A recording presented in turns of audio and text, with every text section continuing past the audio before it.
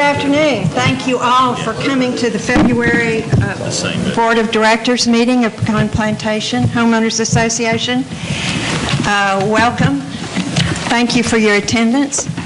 Before we start, I would like to introduce our board candidates that have attended the meeting today. If you wouldn't mind standing when I call your name. Bob Cote.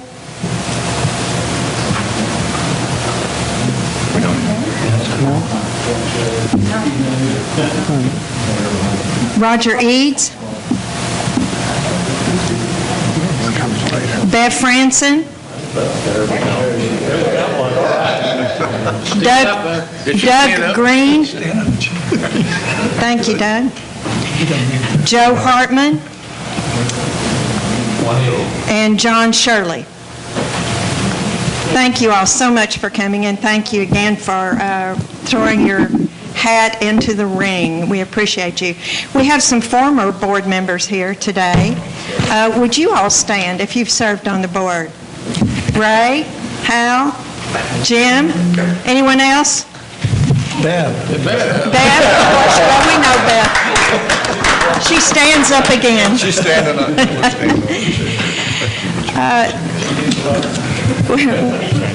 We really owe these people who are running and who have served a real debt of appreciation, and so I want to thank you again. Remind you that the Breakfast Club, we will have another candidates forum, and that's February the 17th. You should have received your ballots today or tomorrow. We got ours, I know.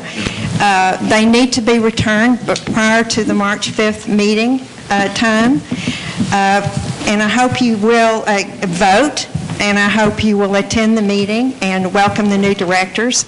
They will be announced there and take their oath of office. Our bylaws committee is now being formed, and the sign-up sheet is at the front desk.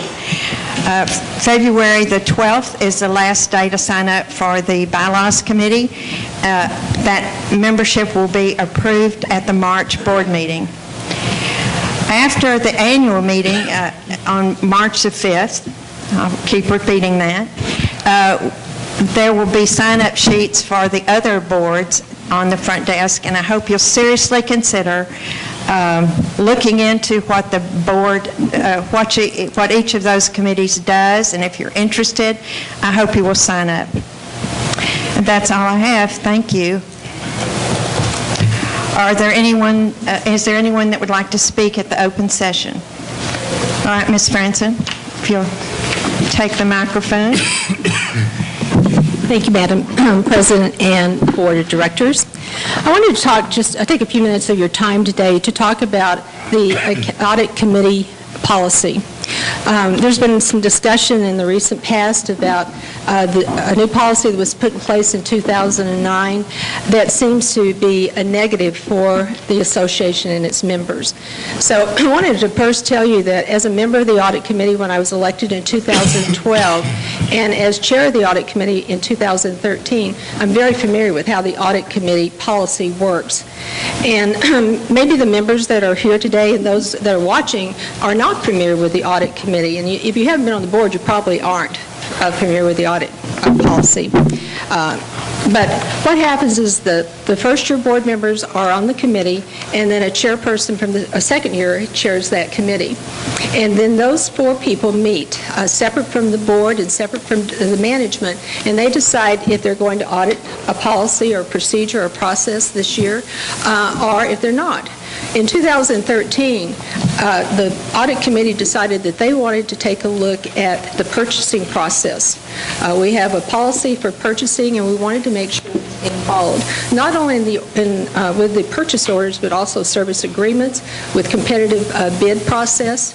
And we wanted to audit two departments. One of them was the dock maintenance department, the other was roads and grounds, because these were the two biggest users of that particular policy. And we needed to make sure that what they were doing was following. Can you hear me okay? Yeah, okay. Was following the policy that was in place. So we met with the board first and told them what we were going to audit. Then we met with the general manager and the controller and told them what we were going to audit. We then asked for materials to be audited, and we audited, I think, a minimum of 100 purchase orders, all the competitive bids that were done in the previous year, all the service contracts, not only for those departments, but also for the corporation. And then we compared those against the policy. We had a document that we followed so that we broke into two teams. One team audited the golf maintenance, the other team audited roads and grounds. We followed the same document process so that when we finished our audit, we could compare the audits that each team did, and we could determine what was being followed and what wasn't. We then wrote up a report. We met with the general manager and the controller, gave them that report with our recommendations. They had 30 days to reply back to the audit committee with their views of the report, if they agreed or disagreed, or what they were going to implement and change, and when they were going to do that. We then came up with the final report that we presented to the board and with the audit committee present, as well as the general manager and the controller. That's how that policy works. It works great, and it serves the members because the audit committee is completely independent of the board. It's completely independent of management, and so to think otherwise is just incorrect. I then looked at and compared the two, and the board members have a copy of my comparison, where I looked at the 2000 policy against the 2009 policy. And there are differences in those two. The 2000 policy is very board managed. It's not managed by an independent auditing committee group. Another unusual thing about that, it has no process in it, no procedures in it. So there's no guidelines for an audit committee to follow. Our new policy has specific guidelines that are being followed. So every year, the process is the same. There's also no mention of the general manager's involvement any place in the audit committee. Oddly, the controller is the one that reports to the audit committee what should be audited and the findings of those audits in ad hoc audits that are done. And so not to have the person that the association has hired and is paying to run our association operationally and not have that person be involved in the audit findings at all is, to me, doesn't make a whole lot of sense. So anyway, I think the way the new policy works provides a lot of credibility to the association and to our members that we are auditing what needs to be auditing. We're holding management accountable for the policies and the procedures that are in place, and then moving forward. So if there are any questions, I'm more than happy to answer them. Thank you. Any questions for Bev? She spent a lot of time comparing these two things, so yes. I have a comment. I would point out that we have to, first of all, Bev did a great job in providing us with the comparison of the old and the new policy.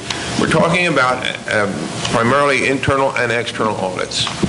And I want to make sure that we are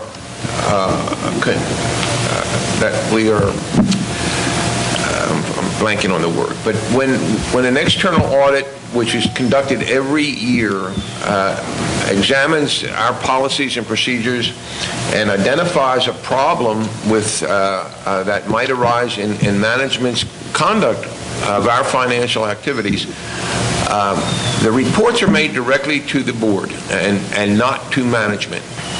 And that's an important part of the external audit process. And so we have that independent source to assure us that our procedures are being followed appropriately, and there is a distinction between management and the board in that process. Yes, and there is in the internal audit too. So they're both function for different purposes and are great checks and balances. Mr. Miller?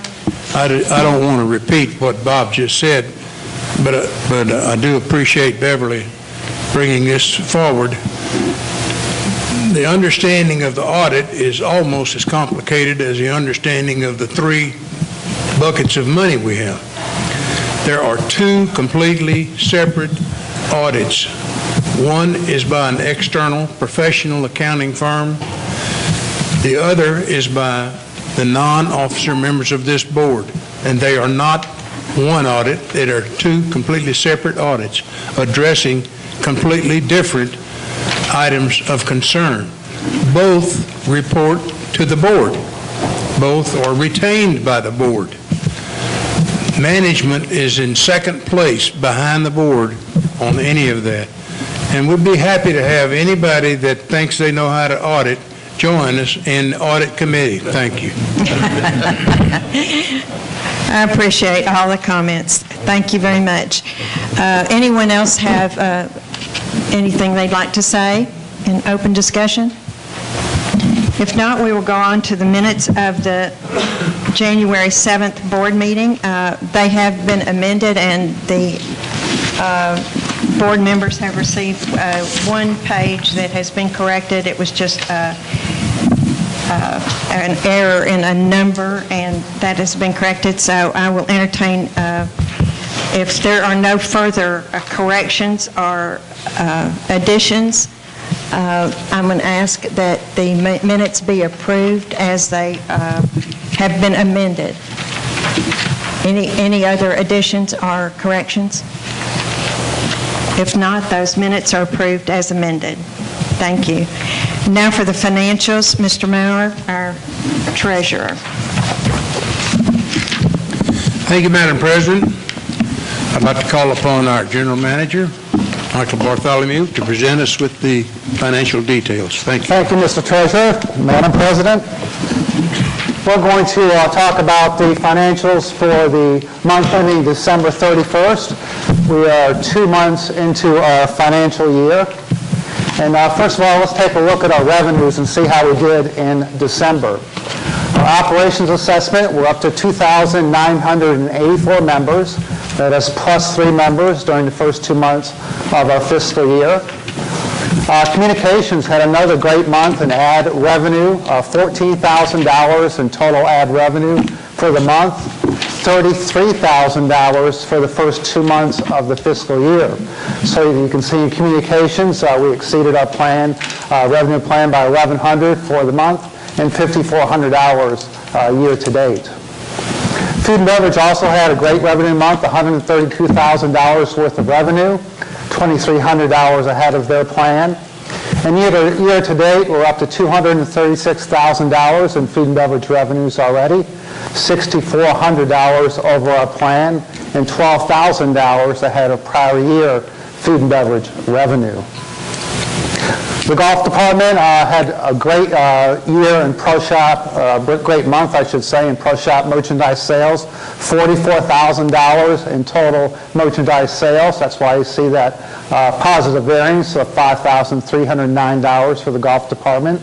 And it carried over year to date, we're now $2,600 ahead of our revenues in golf 2 months into our fiscal year.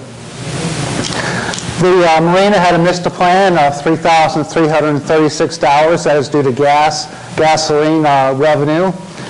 We only sold $2,900 worth of gasoline for the month, $5,700 for the year. Happy to say, though, the cooking revenue, both for the month and year to date, are ahead of budget. So it's good to see that although we're not getting gas revenue because of the rapidly declining prices, the marina revenue, as far as cooking, is meeting its plan. PPLA and CC, we had 19 transfer fees this month, so that's a huge number. So we exceeded our revenue plan by $4,788 and 37 transfer fees during the first 2 months of our fiscal year, allowing us to exceed our revenues in OA and CC by $6,000. Roads and grounds also had a great month. We had 6 road maintenance fees and $8,000 in building permits. That equalized out to $6,500 over our revenue target. And year to date, we are now $9,527 ahead in roads and grounds.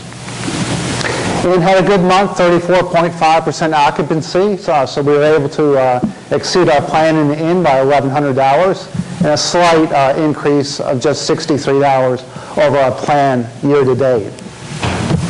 Security and ACC, that's a combination of traffic tickets and also sticker revenue. We exceeded our revenue plan in security by $9,322, and year-to-date by $8,959. We have a full stable, so we're right on plan for the stables, both for the month and year-to-date. And much the same for sports and rec, just a small miss this month. But year-to-date, we're $531 ahead on revenues year-to-date. So we had a big month of revenues, nearly $600,000 in revenues in December, $598,000, positive variance of $27,000 for the month of December. And year-to-date, we're $33,838 ahead of our revenue budget after 2 months into our fiscal year. Cost of goods sold, our food and beverage numbers are a little bit higher than we'd like to see for cost of goods sold. So that's why you see a missed plan there of $7,600 and $13,000 year-to-date. Golf cost of goods sold, due to the increase in the merchandise sales, your cost of goods sold are going to go up because of the large $44,000 in sales. And it also influenced the year-to-date number on cost of goods sold. Likewise, as your sales decrease in the marina, we sold less gas, so the cost of goods sold is down $7,300 on a plan of $10,000. And year-to-date, we're down $6,400, a positive variance. Moving along to our labor, for the month of December, we spent $3,000 more than our budget. $1,500 of that was in food and beverage, as you can see, due to the increased business and some overtime that we had to incur. Year-to-date for food and beverage, we spent $9,700 more than our payroll budget year-to-date. The only other department that all the others are positives, the negative numbers that you see, roads and grounds, our pastor who takes care of our horses and also works in our road department and roads and grounds. We had some overtime there, so we had a $1,200 miss on labor for the month. But year-to-date, you can see there were $2,200 ahead of our plan, or we spent $2,200 less than our budget on labor in roads and grounds. At the end, we also had some overtime at the reception desk and also our housekeepers to keep the rooms clean as they turned over. And a small missed a plan year-to-date of $1,600. Security and ACC sticker, we had to purchase stickers, so that cost us $2,900. We have to purchase those, and obviously, it's just about every single month. And year-to-date, we're down $2,300 on our labor.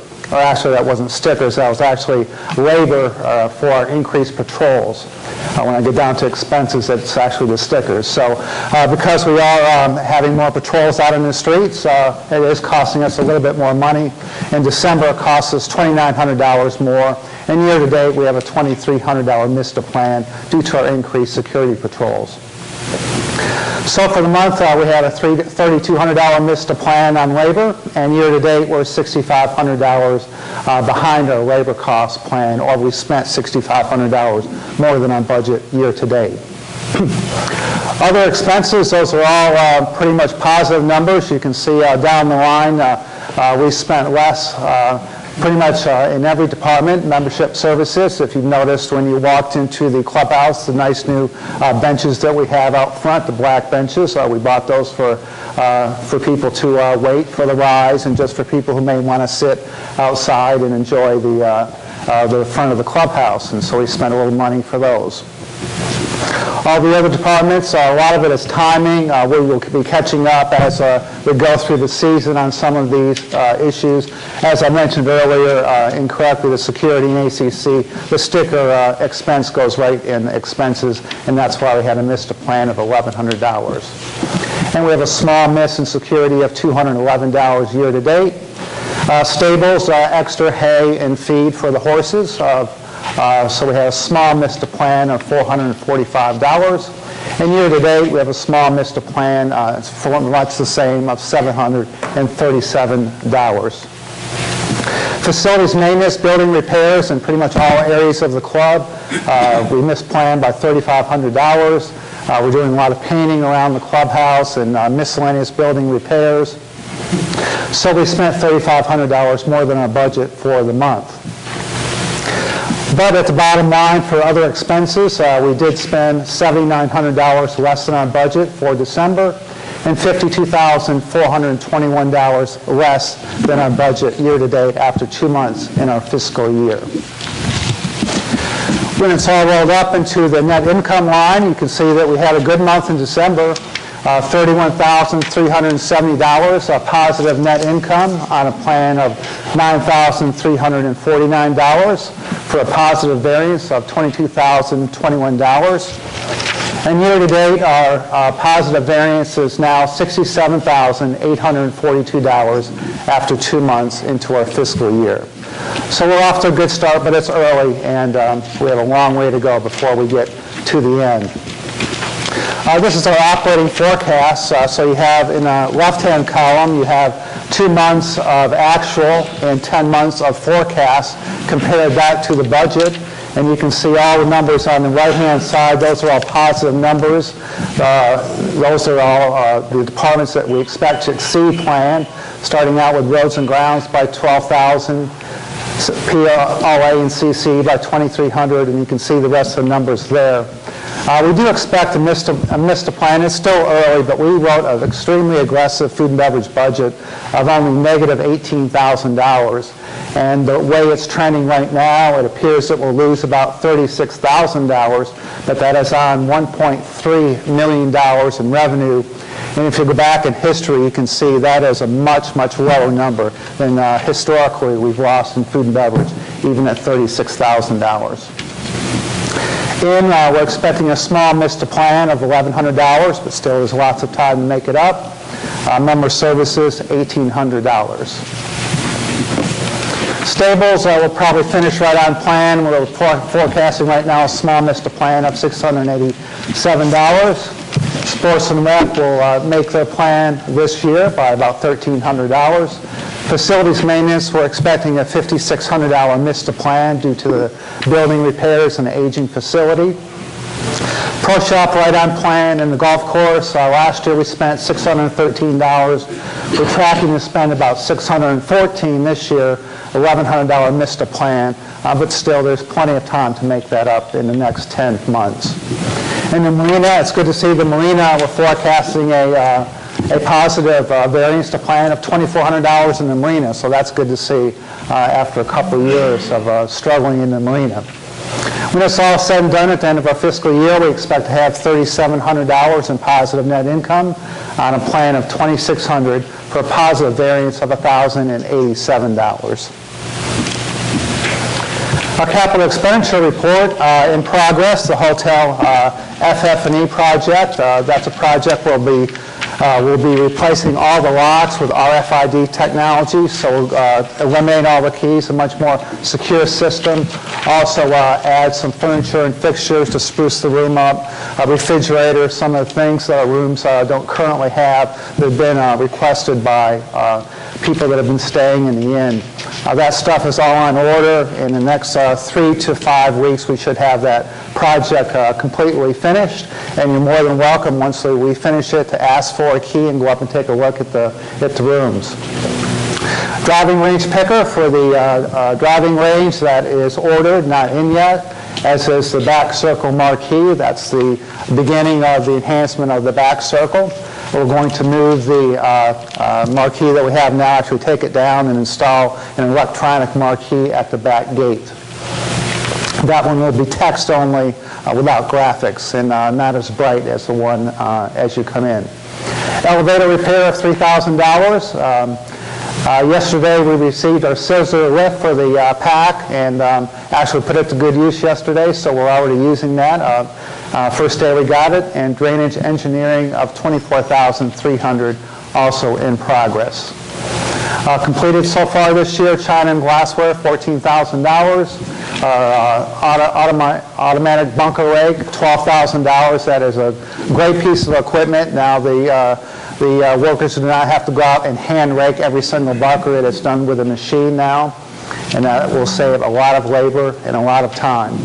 And the backhoe, we got in last week, and we're already using our backhoe. So the Roads and Grounds Department is putting that to good use. Taking a look at our capital fund as of December 31st, you can see we started out beginning of the year with $1.722 million. fund deposits of $294,000, expenditures of $585,000, and an ending cash balance of $1.4 million at the end of December 31st. Looking ahead to our year-end forecast for capital expenditures, beginning fund balance of $1.7 million. The assessments, the $8 that every resident pays per month, that adds up to $287,000 for the year. We expect to collect $620,000 in initiation fees this year. That is a very large number. Interest and other income, $120,000, and marina loan receivable. So we'll fund the capital asset reserve account a little over $1 million this year. We took a little conservative approach to our capital expenditures this year, $753,000 are budgeted. We have some carryovers from last year of $677,000. Total expenditures of $1.431 million. And we'll still have a very healthy $1.368 million in our capital asset reserve fund at the end of the fiscal year, October 31st. Road and Drainage Fund, as of December 31st, you can see we started out with $707,000, fund deposits of $113,000. We spent $254,000 so far this fiscal year for an ending cash balance of $566,000. We expect to end the year after the beginning cash balance, what is deposited, the $19 per month per resident, and the fund expenditures of $930,000 for an ending cash balance on Road and Drainage Fund October 31st of $460,116. So we're off to a good start, but there's a long ways to go. And Mr. Treasurer, Madam President, that concludes my financial report for December 31st. I have just a brief question. In the capital expenditures in progress, why? Can you refresh my memory? Why is an engineering expense in capital? That's engineering is part of the capital expenditure. We have to get it engineered first. We hire an engineer, and it's part of the capital expenditure to get that project complete. The engineer does the drawings for us, stamps them, and then we take those stamped drawings to the bidders and put it out to bid. And so the engineering is part of the capital expenditure project. So that is part of future projects coming up. Any other questions? Yeah. I'd like to make one comment. We just talked about the external audit. Well, those reports, of course, are up on the Pecan site for anybody to take a look at from the last 10 years. From the last 3 years, since I've been on the board, each one of the reports has commented on the interface between the board and the general manager as far as budgeting and accounting and tracking is concerned. And these kind of presentations are made every single month. You're invited to come in here and look at these numbers line by line. Additionally, since I have been here for 3 years, and Janice, you can correct me if I'm wrong, not once in 3 years, not once in 3 years, has any member of Pecan Plantation ever gone into Janice's office and questioned any single line item in our budget. Not once. Correct? Secondly, when you look at the money we have left over at the end of the year, that's taking care of 32 miles of highway in extremely adverse weather over the last 3 years, the redoing of the Brazos room, and the redoing of the kitchen, without going to any of our members and asking for additional funding. We've been accused of overspending, but that's not true. Everything's done through competitive bids. So I just want to throw that out there. The other thing we need to think about is this year, and I've mentioned this before, I want to do it one more time. 5,000 people attended the Homeowners Association convention in Las Vegas from around the world. 5,000. Homeowners associations just like ours. We were in the 0 percentile. By that I mean, for the amenities we offered and for the dues we charged to have those amenities, no one of the 5,000 attendees could do the same as us. I think that tells us two things. Number one, we have a very good quality of life in Pecan. We all know we have a very affluent group of people living here. but we also have superior management that's able to do what they do for, the hardest thing we ever address is what can we do so we do not have to go back to our members to get additional funding. If we do for an increase in dues, it's because we've done everything in the world we can to avoid it. So I'm very proud to have worked with the staff, Michael and his staff, for 3 years, and I don't think they get anywhere near the credit they deserve for the job they perform with a limited staff who work nowhere near to 40 hours a week. They work 60 and 80 hours a week. So I think I'm just very proud of the people I've had a chance to work with, and I thank you all. We appreciate that, Wally. And want to also thank all our volunteers who make our association run so well and so beautifully. And if we had to pay those people, we would be paying a lot more money for our assessments. Yes? Can I ask a question from the audience? This has to do with the capital asset fund. We're at 2,984 members now. Is that correct? What happens when we get to 3,000 to that initiation fees? The net new members, initiation deposit from the net new members, like last year we had 29 net new members, that will go into a fund for the construction and the maintenance of new amenities. And is that being reflected in the 620,000 as money's going into the capital asset, or is We that going haven't to decrease? broken it out yet because we don't know what the net members will be at the end of the year. Right now we have 3 net, so if we were at 3,000 members right now, we would have 3 initiation deposits into that account. Right. So this number could conceivably go down? It could conceivably go down. Okay. Thank you. ACC approved 5 houses today. They did good. Very good, I guess. 989. Any other questions or comments about the financials? If not, thank you, Mr. Maurer. Thank you, Mr. Bartholomew. We have no old business. Under new business, we have several items. The first is the appointment of President-elect for 2016 and 17. Mr. Herzog? I nominate Doug Ward, President-elect for the PPOA Board 2016 to 2017. Do I have a second? Yeah, I'll second that. Thank you, Mr. Maurer. The motion's been made to elect Doug Ward as President-elect for the 2016-2017 year. Any discussion? I will just say that he has been a wonderful board member, and I know he'll do a wonderful job.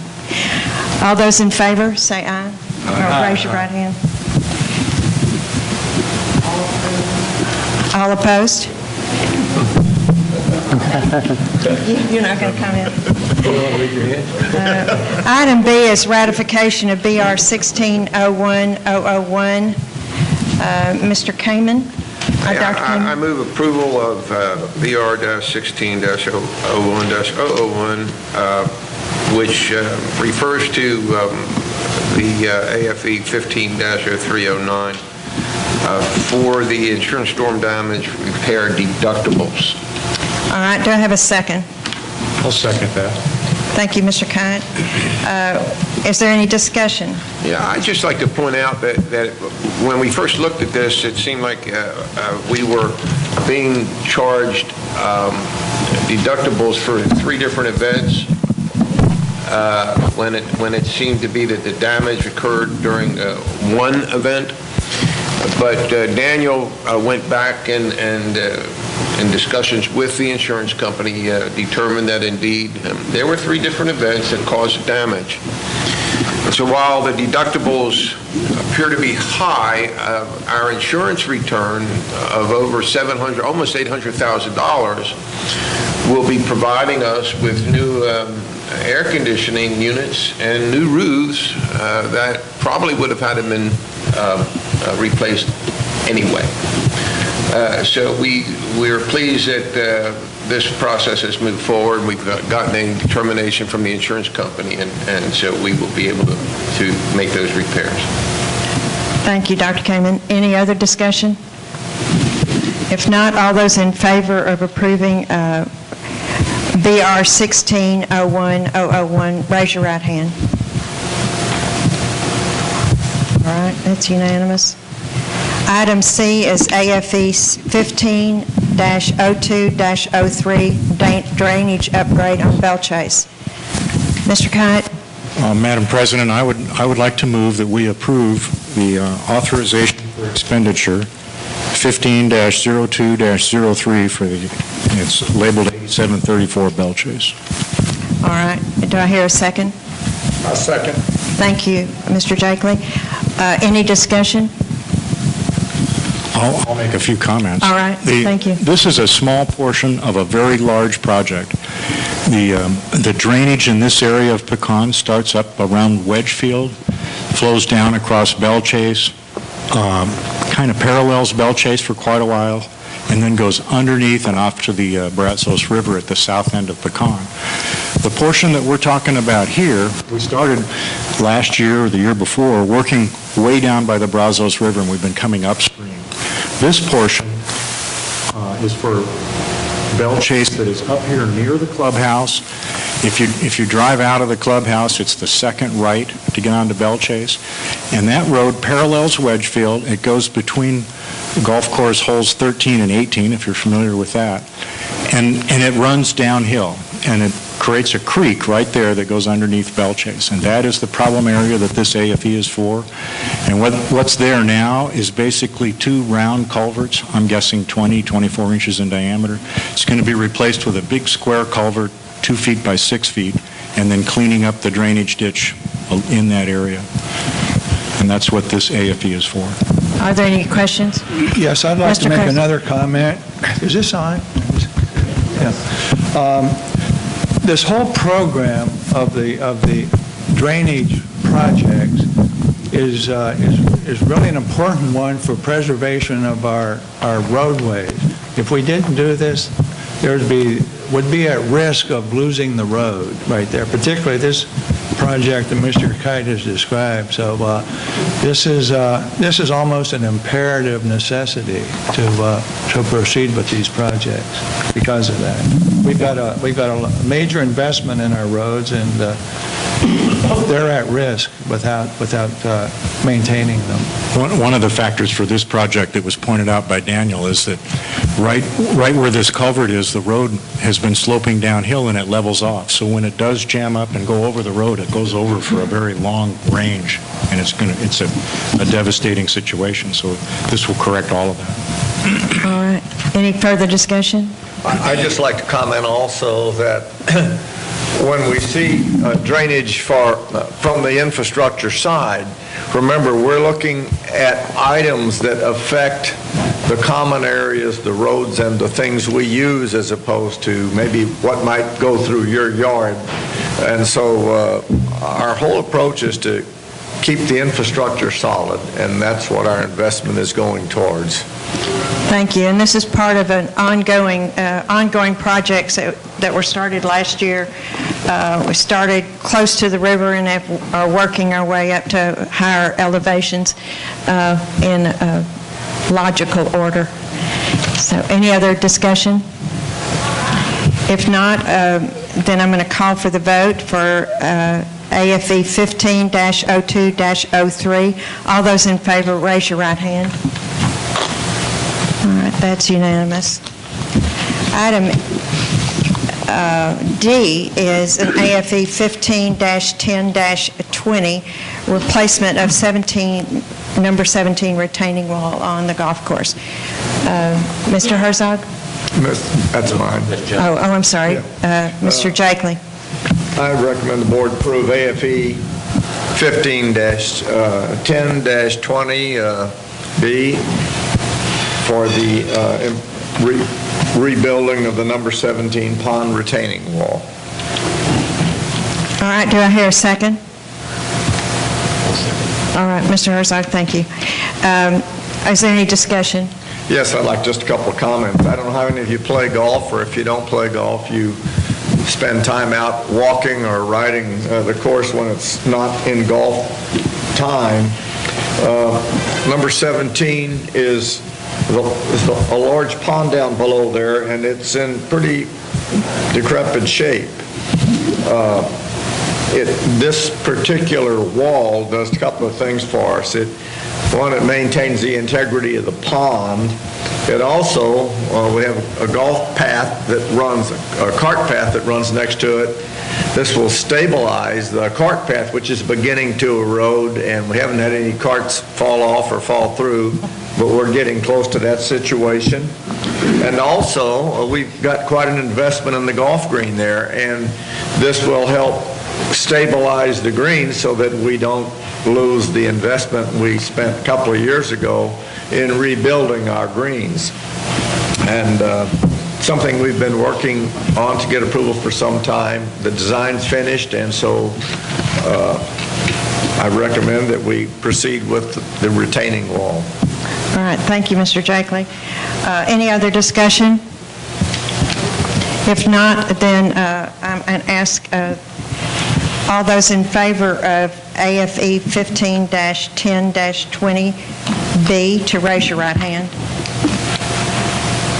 Any opposed? That's unanimous.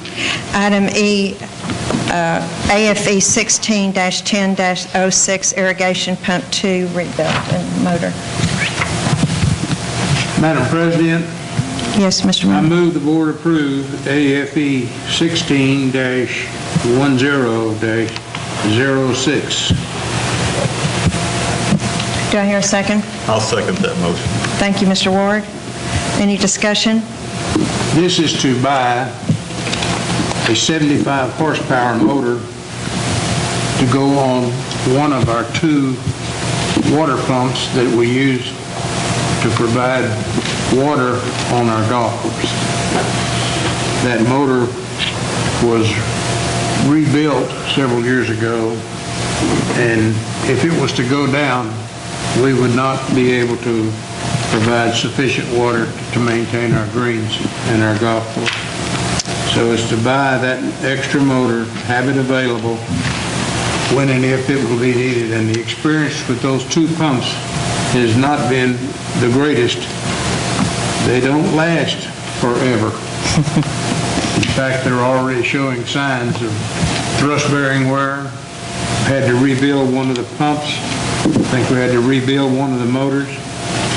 We just can't expose ourselves to jeopardy of not being able to water the golf course with the summertime coming on. All right, thank you, Mr. Maurer. Any further discussion?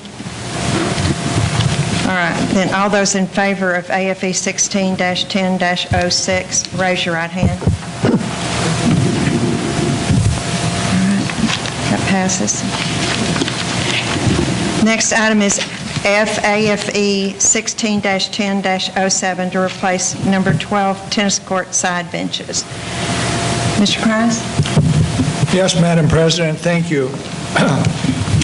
I move approval. I move that the board approve AFE 16-10-07 for the purchase of 12 new tennis benches for our tennis complex, 2 at each of the 6 courts, for a cost of $2,842 capital. All right, do I hear a second? I'll second that motion. Thank you, Mr. Ward. Any discussion? Yeah, I'd like to describe this a little bit. These are really high-quality benches. We're replacing these in kind with what we've had for 10 years. They're constructed out of high-density polypropylene and PVC combined that have been treated with UV and mildew inhibitors, which help protect both the structure and the color. These benches are 10 years old, as I said, and they have begun to show some wear and tear, and particularly the color has started to fade. There's been some complaints by several members particularly in the summertime when there's a lot of perspiration and people need to sit on them to rest between changeovers, of some of the color coming off on clothing. The women particularly have, with their white tennis dresses, have complained somewhat of this. But we've gotten marvelous service out of these benches, and as I say, we're replacing them in kind. We had 4 bidders. All of them bid on the same product because that was specified, and these benches are used in thousands of complexes all over the country. Thank you, Mr. Krause. Yeah. And I understand you've offered to put those together again? Well, I did it last time, and I'm not so sure. I understand also that the benches that we are replacing will go down to the hike and bike trails. Is that right? So we're not That's getting rid of- correct. We've got That's a great 12 idea. benches, and they're going to be used. They're still structurally sound, and they're going to be used out throughout the complex. And we looked at I believe there's some intent to put them down at the hike and bike trail, or down along the river with the bird watching area, but they can, I think Daniel might have some dibs on them for up at the maintenance facility, and they could be used over at the pack around the path there, or the soccer field. But they're still usable, but they're just, as I say, they're not suitable right now for tennis use. Madam President, I think they're looking for places where people don't wear white clothing. They're not so bad in the wintertime. That sounds possible. All right, all those in favor of approving AFE 161007, please raise your right hand. All right, and that is the end of our new business. It is time for our management report. Mr. Bartholomew? Can I make one comment? Yes. The issue of fixing the drainage, we're going to be doing a lot of that probably in the future, and what people need to understand is Daniel and his staff first do an engineering evaluation of what they got to do to fix the problem. And then as a courtesy, they go around to the people in the immediate area and knock on the door to let them know there's going to be a little bit of inconvenience for 3 or 4 days or 5 days till they fix the problem. Now, I don't want that to be mistaken. He's not knocking on the door to get approval to do the job. He's already got that. But the other thing you have to know is he fixes the drainage problem, but part of his process is he leaves it in the same aesthetic condition as he started his work. So there is follow-up. He's just not going to fix it and walk away and leave a rut or something ugly. Part of his process is to fix it and to make it blend back in just the way it did before that. Okay? Thank you. And thank you for that. I've noticed that we have two of our candidates for directors have come into the meeting late, and I'd like for you to recognize them. Mr. Eads? Yes, my name is Roger Eads. Wanted to. I had to substitute teach today. Okay, I wanted to be sure we recognized you. And Mr. Cote? Yes. Thank you all for coming. We appreciate it. We're almost through, though. All right, Mr. Bartholomew. Thank you, Madam President. Next week at the Breakfast Club, our very own Madam President Burns will be the speaker. The Breakfast Club meets every Wednesday at 8 a.m., so if you want to come and hear a little departing address, please do so at 8 a.m. And then, of course, as Madam President mentioned, February 17th, meet the candidates also at the Breakfast Club. Coming up, Valentine's Day is just around the corner, guys, so you're running out of time to make plans. Hopefully you'll make plans with us for Valentine's dinner at the club. We have 3 opportunities. First of all, on Sunday, February 14th, we have a special menu that Chef Thomas has developed, and that is in the columns. If you'd rather celebrate on Friday or Saturday evening before the 14th, you can do so, and we're going to have some special entrees prepared by the chef just for those evenings on Friday and Saturday night. The President's Ball is coming up. That's an event each year where we recognize our outgoing president in addition to our outgoing board members. This year, Mr. Bob Maurer and Mr. Wally Herzog. This year's theme will be a casino night. The chef has prepared an array of food to please all, including some live music, and all Pecan members are invited, so please make plans to come up for our President's Ball, where we can honor our outgoing members for their service this last 3 years. We have a new menu the chef is working on. We hope to have that in place mid-March, so look to that. We have a lot of new items that we'll be adding, bringing back a couple of the old favorites. In addition to that, we have some events coming up in food and beverage. Tomorrow evening, as a matter of fact, is all-you-can-eat crab legs, very popular night if you never come up for that evening. It's always very busy. Smoked beef brisket plate on February 11th. Handcrafted street taco bar on February 25th. And on the next night, on February 26th, prime rib night, and that is always also very popular.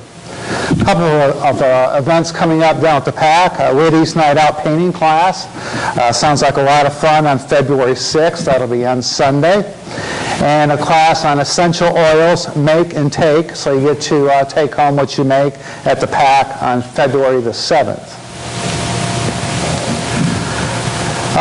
We have a free pickleball clinic coming up at the PAC Gym on the 13th and the 27th. Pickleball is really taken off. If you've never played pickleball or don't know what pickleball is, it's become extremely popular. We've actually formed our own pickleball association, and there's quite a few members that are already enrolled in that. And there's a couple opportunities to play pickleball either in the gym or out here on the basketball court. In the long-range plan of the Sports and Rec Committee, we do have 4 outdoor pickleball courts planned in future years. So pickleball is a very good sport. It's a little easier on your knees. You don't have to run around quite as much as tennis, but you can still get quite good workout at the same time. Clubhouse Nature Trail, our second nature trail. We've started on that trail clearing the brush. That will be behind the clubhouse, starting out over by the Pro Shop area. It will go down to the Brazos River with a couple of switchbacks, a little bit more of a challenge than our current trail. Then you'll go along the Brazos River and come up over here by number 10 tee box of the Pecan Golf Course. We hope to have that open in early to late spring. And again, Daniel Van Patten and his crew will be working on that, and we'll have more details as we get closer to opening up that trail. Michael, will you need some benches? I think we could use a couple benches, as a matter of fact, yes. We will definitely use a couple benches on that. In January, we started with some F&B satisfaction survey cards, and we're happy to report that we got very good participation. 792 cards were turned in during the month of January. 730 of those cards rated everything excellent. And I want to thank everybody for participating, and we're learning a lot of things, some things that we need to work on, and that's always our goal in food and beverage, is to continuously improve. And so thank you very much for participating in those survey cards. When you come in to dine, your server will hand you one of those cards, and we have 2 boxes, survey card boxes, lock boxes. I'm the only one that has a key to it. And they're located outside the Brazos room and also in the 19th hole. So again, thank you to everybody that participated and came out for dinner in January. It's an extremely busy month. And save the dates, and last but not least, on March 5th, of course, is annual meeting beginning at 11 o'clock. Easter buffet on March 27th, a little early this year. The Pecan Plantation Women's Club boot scooting fundraiser, always a very popular event. It will sell out April 2nd. And the spring garage sale is on April 16th, and we'll have the members pre-sale on Friday evening, and that's turned out to be very popular with our members. And so save the date, write it on your calendar for those dates coming up. And Madam President, that concludes my management report for this month. Thank you so much. Are there any other comments or questions before we adjourn? If not, this meeting's adjourned. Thank you for coming.